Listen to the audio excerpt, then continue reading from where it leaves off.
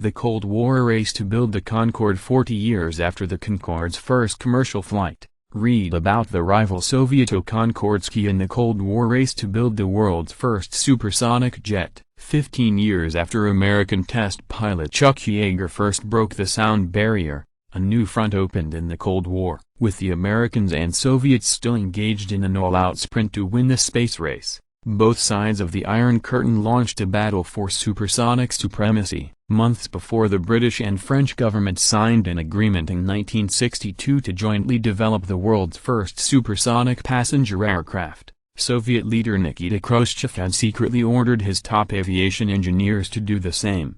While supersonic projects by American manufacturers Lockheed and Boeing became bogged down by budgetary and environmental concerns, the joint British-French Concorde venture became the leader in the supersonic race. The Soviets, who lagged years behind in engine and aviation technology, knew there was only one way to catch up: espionage. The head of the Paris office of Soviet airliner Aeroflot, Sergei Pavlov, recruited a network of French Communist Party members and paid informants to infiltrate the Toulouse, France, factory of Concorde manufacturer Aerospatiale. Although the French deported Pavlov in 1965 after plans of the Concorde's landing gear were found in his briefcase, for years afterwards secret agents continued to steal thousands of documents and blueprints in one of the largest industrial espionage operations in history. According to a declassified CIA report, the spy ring even included a pair of Czechoslovakian priests who helped to smuggle rolled-up microfilms of Concorde's plans inside toothpaste tubes that were carried by spies posing as tourists on the Ostend-Warsaw Express. Inside the British Aircraft Corporation's factory,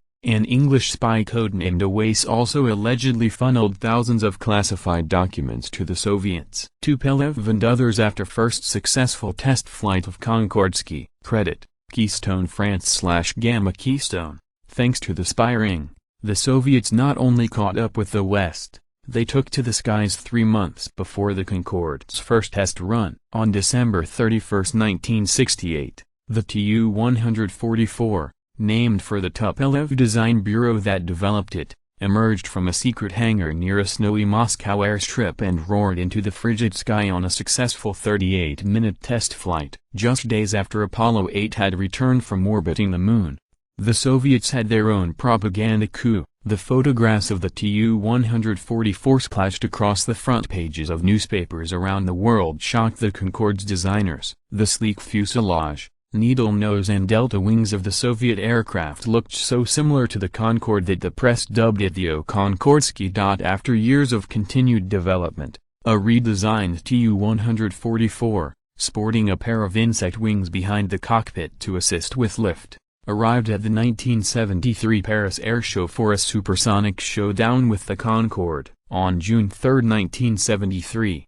the Concordski took to the skies immediately following a flawless demonstration by its rival. The crowd watched as the Soviet jet made a steep ascent before violently leveling off. The Tu-144 then went into an abrupt dive, began to break up and crashed into a fireball that consumed a neighborhood and the village of Goussainville. The crash killed 6 crew members and 8 people on the ground, including 3 children playing outside. Authorities reported that the black box flight recorder was destroyed in the accident, and Soviet and French inquests blamed the pilot for the crash. In the years that followed, however, it was revealed that a French Mirage fighter plane had taken to the air moments before the supersonic jets in order to covertly take photographs of the Tu-144 in flight. The Concorde's pilot had been warned about the fighter jet. The Tu-144's pilot had not, in a breach of airshow regulations. It has been speculated that the Soviet pilot was startled by the Mirage on his ascent and took drastic action to prevent a collision,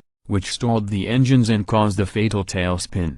"Oh, it is my view that the Soviets and the French authorities cut a deal," said U.S. intelligence analyst Howard Moon in a 1996 documentary produced for Britain's Channel 4. The Soviets wouldn't mention the presence of the Mirage if the French didn't blame the crash on the Tu-144's structural failure. Concordski in flight. Credit: Lev Polkashin, RIA Novosti.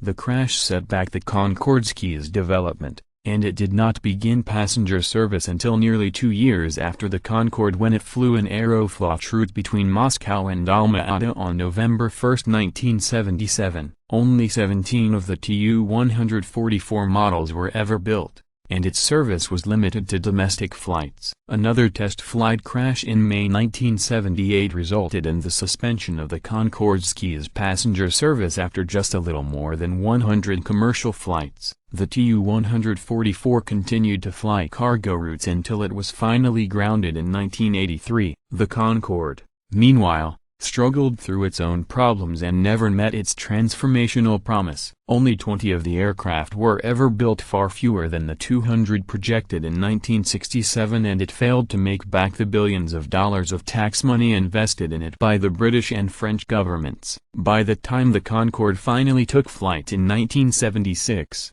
the Boeing 747 already ruled the skies, and a global oil crisis had vastly increased the operating costs of the fuel-guzzling aircraft, which consumed a ton of fuel a minute at takeoff. Noise regulations and public protests about the Concorde's sonic booms also forced it to fly at less than supersonic speeds except over bodies of water. A July 2000 crash of a Concorde just after takeoff in Paris that killed 113 people forced both Air France and British Airways to suspend service for a year. The Concorde returned 2 months before the September 11, 2001, attacks that sent aviation into a global slump, and the Concorde was retired by both airlines in 2003. In the 1990s, after the collapse of the Soviet Union, America's National Aeronautics and Space Administration, NASA, worked with Russian aerospace engineers to modify a Tu-144 for use as a flying laboratory and a joint research program to develop a second-generation supersonic airliner. Although born out of the tensions of the Cold War, the Concorde found a second life as an unlikely symbol of American-Russian cooperation.